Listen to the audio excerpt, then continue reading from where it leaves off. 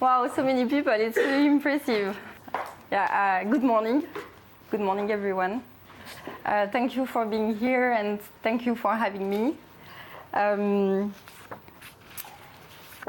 Yeah, we are going to talk, to discuss about curiosity today, and I want to take this opportunity to celebrate the memory of a former colleague of mine, Frances Song. She passed away a few weeks ago, and I really want to celebrate also her creative soul today. Maybe I should press this? Yes. Every day when I wake up, and this is part of my sticker, I'm also curious about yours, I have a hunger for life, and I am determined to be part of building the world we have around us. And I really believe we all have this capacity to really shape the world we live in. And often we think we don't have an impact because we are too small at our level. But step by step, I think we can make a difference. So each of us in this basement, I want to encourage you to see maybe things a little differently this morning. So how can curiosity could be your best friend and also a great tool for you to show us the way into how to shape this world around us. And I would like first to take 3 spices to keep in your mind. The first one is basically what curiosity is defined by, like the innate exploratory behavior to seek for new challenges or like new stimuli. The second spices is this strong desire for knowledge and why we care about the world surrounding us. And this is the spices that differentiate us from animals.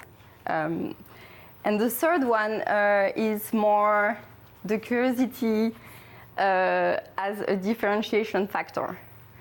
So I mean, this odd quality, maybe someone has this weird self inside of you, and we call like the cabinet of curiosities. So this is also a part I would like to encourage you to explore. To illustrate these 3 spices, I want to run a little experiment with you today. So please stand up.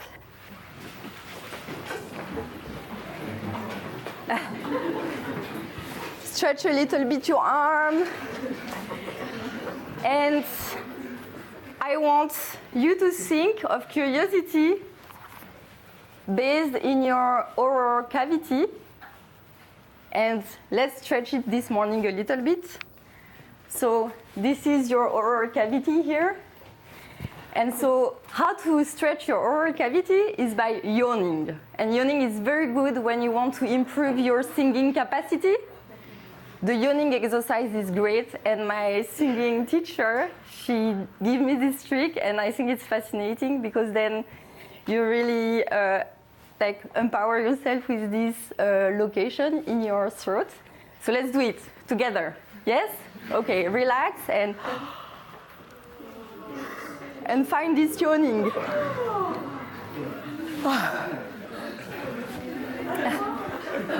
Yeah! Woo! One more? Yeah, you are stretching this part. Yes, yes.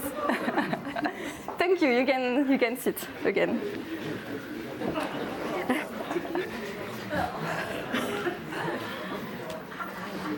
So basically, I wanted for you to experiment those 3 spices within this exercise.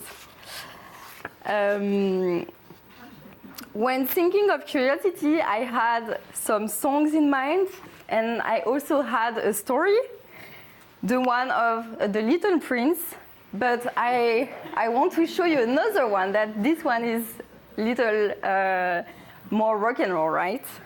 And even though the story of The Little Prince is about discovering and curiosity and having some adventures, I also keep this one in mind that I found, this is a picture I took myself. Yes.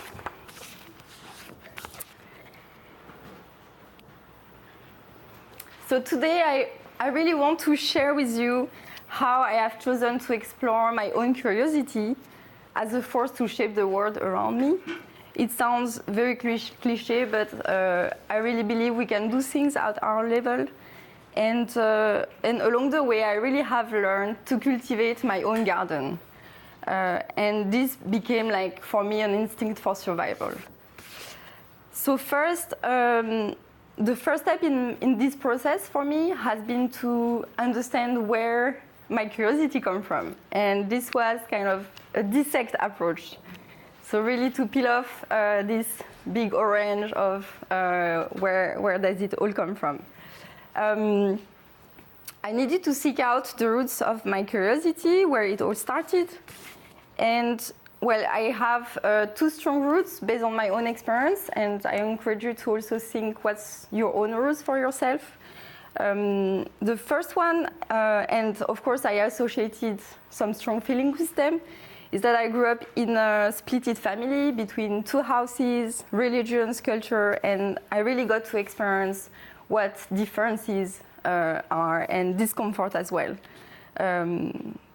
Observing like how two sets of families behave and interact with each other was really a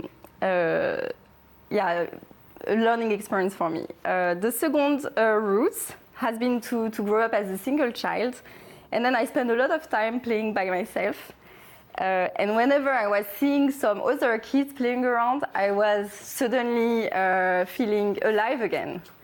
And so even though I didn't feel very comfortable in going talk to them, I really felt I needed to do it. Like, it was really something I had to do. So fear and survival in this case was something that I really learned also along the way.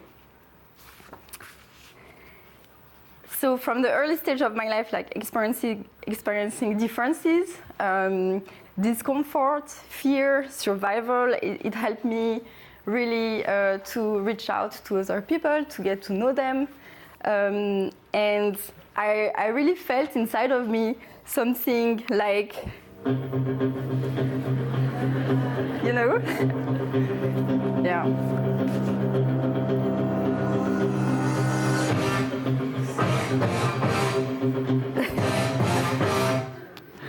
Okay, the second step in the process. By the way, if you feel like dancing with me when some music comes up, you are really welcome. Okay, along the way and until age 14, my process was to explore some stuff like anyone does. And at that time, I was really interested into fashion design, music, and dance, and I wanted really to pursue something into that direction. And also, after some time, when I was seeing my mom struggling with work, I got really caught up by reality, and I consciously decided at that time to muzzle my curiosity and my creativity. And I was like, no, let's go for something more stable, logical, that is correspond to a reasonable path. So this is how I got to study business administration in college. And even though I had like always the balance of you know, like when we think, oh, I'm going to do this, and then for 4 years I'm going to do that, and then this sort of deliberate strategy about my studies and what I want to do after my studies. I was feeling inside of me that I kept having some sort of emergent opportunities about what I want to do. And so as an example of those reminders of, like, I'm attracted by a direction, and but no, I should stick here, you know, and do those studies and work and so on. So, yeah, I basically in college I had like the option to take Chinese, and I was like, why not? That's interesting. I want to explore that. So I took Chinese in college, and also I got the opportunity to launch a newspaper from scratch. And that was really an amazing experience. I had no knowledge in editing and in graphic design and so on, and I just went for it. And also I got to meet through schools for different events, like I got to meet some entrepreneurs, and that was also really interesting for me. So yeah, like I was really driven by some aspects that I didn't know from before that were really how to produce myself, how to interact with people. I really enjoyed that. When I finished college, I decided to go for a major in engineering manufacturing system because it's related to production. I really like that, and I want to interact with people who are working hands-on with the machines and so on. And also, I felt it was different. It was not something my classmates wanted to do. So I really see that as a positive thing. And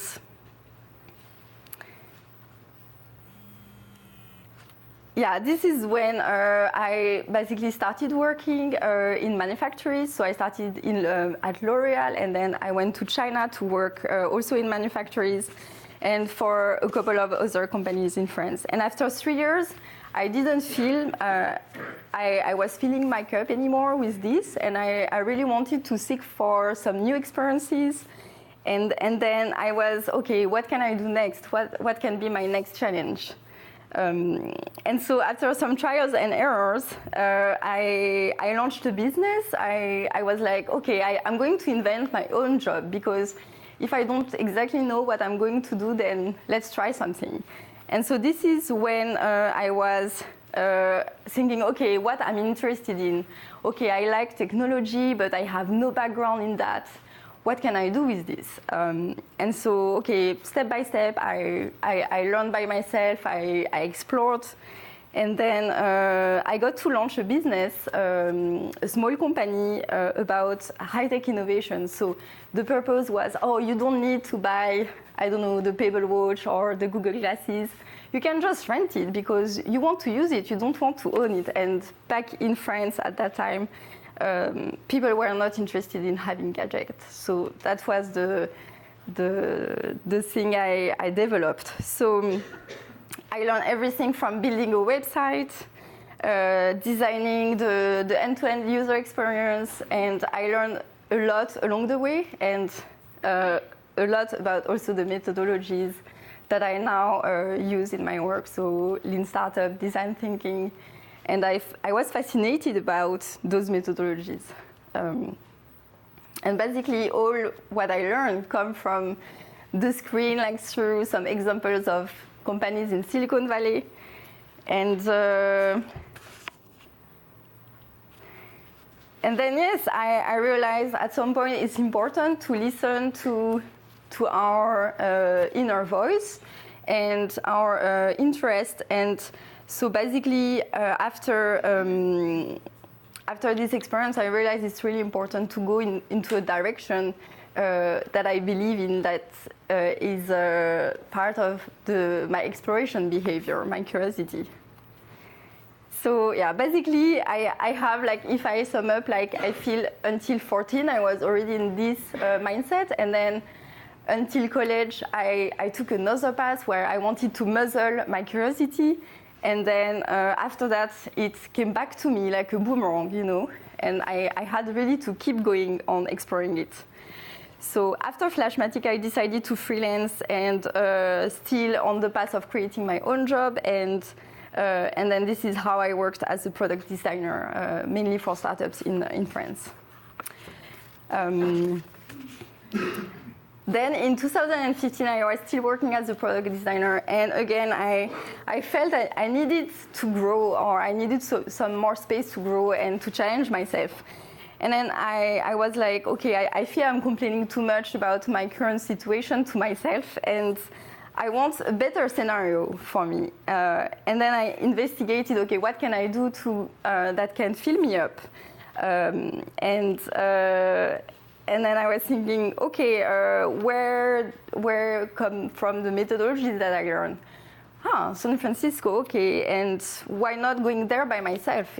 I can just take a flight ticket and go there, right? It's not such a big deal. And then I was like, more I was thinking about that, and the more it became a reality. And this was basically the leap that I took. So I was in France, like comfortably installed. And then, okay, let's go there for 2 months. Let's get a huge storm in the face, and then let's walk and see how it goes. So yeah, the second step for me that was really decisive is to provoke. Like now that I have understood that I should not muzzle my curiosity for things that I enjoy doing, I then really try to follow this path of, okay, let's let it go and let's explore, and like if I feel about something, let's go for it, let's learn it. And yeah, that was basically a way to identify like some specific patterns about that. And then yeah, I took the leap to go to San Francisco in September 2015, and then it became it opened basically the path of new opportunities for myself, not just professionally but also just in general about my interest. One example is that I was for a long time very interested into like when I was going to an exhibition, an art gallery, I was always like, oh, I love this artist and I would like to keep it somewhere, or I don't know what to do with this interest, and then I say, okay, let's do something for myself. I want to put that somewhere in a place where I can go back and I can also please myself with what I like. And so this is when I decided, okay, let's put together a blog. It's for myself. I don't want to even talk about it. And this is where I put, oops, sorry. That's not, I'm not turning back, so I'm not saying what's going on. So yeah, is it working? No? Okay. Well. So yeah, I basically did this blog, but it was really rewarding just for myself to see, okay, this is all what I like, and the colors and the inspiration. Yeah. Then, okay, no surprise, but you saw the next one. I was really interested into food in general, and like where does the food I eat come from, and also I really love bread. Who loves bread here? Yeah, woo! And so I was like, okay, I need to do something with that. I don't want to just be passive about it. I really also want to understand like how it is baked, like what's inside the ingredients. I really want to understand what's going on. So this is how I got to just reach out to some bakeries. I was at that time in San Francisco, and I said, please take me. I really want to bake. I really want to learn. And happily, I found a bakery willing to have me on the weekend. So I was working during the week, and on weekend at night, I was doing the baking shifts. I was super proud of it. Yeah. Yeah, nothing more rewarding than the smell of the bread out of the oven. Then I had this other ideas coming into my mind. Okay, I love, when I discuss with people, I love to look at their hands and like what their hands say about them. What can I do with that? Like, do I want to display people with beautiful hands or any type of hands? I was really like thinking about that, and then I was like, okay, I just want to do something out of that, and then one day I took this leap of like I was in how do you say, like in a collective farm for a project, and then I say, okay, let's take a series of photos, and this ended up being Show Me Your Hands. Also a project is just hidden in the internet somewhere. It's not even publicized or anything, but yeah, I wanted to do something about it. Something very decisive in my journey to San Francisco was to get to know about a hackerspace there. The name of this hackerspace is Noisebridge, and it was really amazing because I got to develop, for instance, this interface for an installation made out of beer bottles. So basically you have a big wall that have beer bottles, and in the bottom of the bottles there is a LED, and the whole thing is controlled by a Raspberry Pi. And so so basically this was the Maker Faire in 2016, and so collectively this installation was built, and I was like, okay, we need maybe a sort of a typewriter for this interface, so people during the fair can write down a message or something, and they can interact with this installation. So this is how also I learned about computer programming, and of course that was not an easy path, but I really enjoy also being welcomed by the Noisebridge crew. For me, this place is really enlightening. It has opened some doors inside of me that I could not imagine I could open. Imagine it's this place. It's kind of messy and so on, but the message over there is really important. It's based on duocracy. So you want to do something, just do it, but please remain excellent with each other. And I really enjoyed this philosophy. For me, it was really amazing. For once, there is this space somewhere in my life, in the world, where you are welcome with your ideas and you can build whatever you want. You are really welcome to do and build them. So yeah, I am really grateful to have met Noisebridge and the people there. This is, if you got the chance to go to San Francisco, you have to go there. Another thing that was part of the Noisebridge journey is to do this hackerspace with Frances. It was like how to hack design and understand the process of it. That was also a really important milestone in my journey because,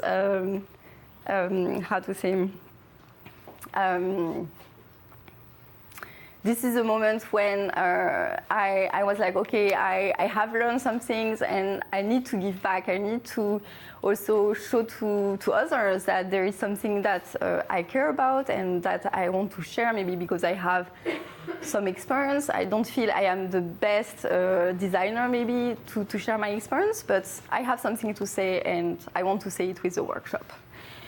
So for me, yeah, that's very important whenever you do something, you are interested in something, to seek out to person around you, maybe who don't know so much about that, and just share your experience. Another experience was to work on an app for people with hearing disabilities. That's one of the apps I worked on, but I also worked on another app. And basically, this opportunity to open my mind to other way of communicating to people who have a different profile than mine. So you can basically imagine, currently we speak and we hear each other, but imagine a space where there is maybe someone with hearing disabilities, maybe the place is too noisy to basically hear each other anyway. And the third possibility is that maybe someone has such a strong accent that it's impossible to understand what they say. So then, which tool do you use to communicate in real time with each other and you are in presence of each other? And that's difficult to answer. That's a very specific use case. So for me, that was also very interesting to put myself in the shoes of those person and discover another word. Yeah. Another topic, and I wanted to raise that today. Does anyone know about this? Yes? Who? Okay, 2 persons, cool, great. Okay, so basically, I also wanted to say something about my journey of transitioning to a vegan diet, because for me, of course, I care about what I eat, and for a long time, I was really interested into, okay, how do I learn more about what my food comes from, and what's related about the overall impact in the world about my own consumption. And this is when I really got to understand, okay, the whole animal industry functioning and their financial interest, and you can read a ton about that. But what I am really impressed by is like just some facts that how the animal industry is damaging the planet, also our health, and also just some local communities and farmers. So for me, one very positive thing is that now we have the possibility to develop some plant-based burgers like this one, that Impossible Labs. So science is already stepping in to develop some things in that regard. So any vegan in the room? No vegan? Okay, all right. Never mind, just me. And then I got to explore, and I'm into making ice cream, and guess what? I did a ratatouille ice cream. Yes, here it is. So this is all my process, and I did that with two partners in crime, and it was really a nice experience. Yes. Then after, I also did an app for like there is this supermarket in San Francisco that is vegetarian, and then you have tons of vegan products. And so I did this app where you can basically pick some products from them and drag and drop them and like have some recipes coming up. Did it work? No. Oh, sorry. Okay. And then another milestone, and then I want to talk to the last process. Are we still on time? No, we are running out of time. Yes, okay. All right. So yeah, I was really also feeling very good that I got to experience the design school at Stanford, and I got to also meet David Kelly. If you're familiar with him, he has founded this school, the design school of Stanford, and also IDEO. So for me, it was really great to be part of this journey. Okay, I'm hurrying up. My third step in the process of my journey, I would say, is also to understand better about how to self-love. Yes. For me, to be kind to myself, to say, okay, you are allowed to be curious, you are allowed to be creative, you are allowed to explore things that you are interested about. For me, that was also a huge step. Before, I didn't really allow myself to do that. And Noisebridge, of course, was great to help me in this process. Yeah, I think it's important to cherish the place we are right now before we get to where we want to go. So yeah, basically, I stayed 2 months. I wanted to stay 2 months in the first place in San Francisco. I ended up staying 2 years. And yeah, I always remind myself that maybe you start with this idea of you have nothing, and then suddenly you have something.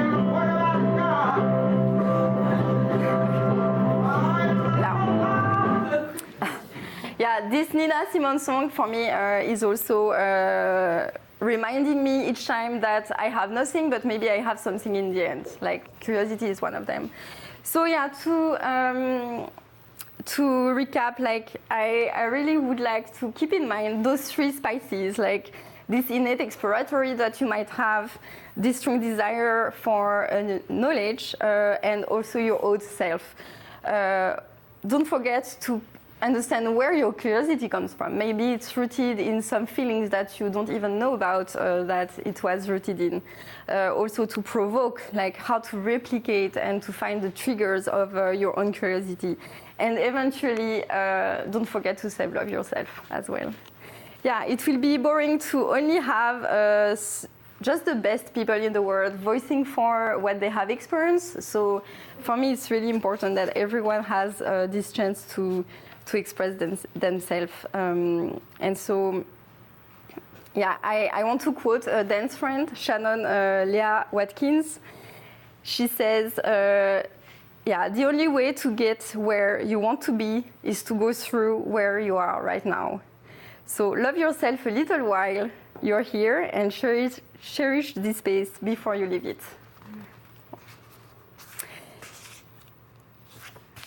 So yeah, now I really want to ask you, what about you? I really want to hear about your search stories, like where did your curiosity come from and how curiosity has shaped your life. Thank you.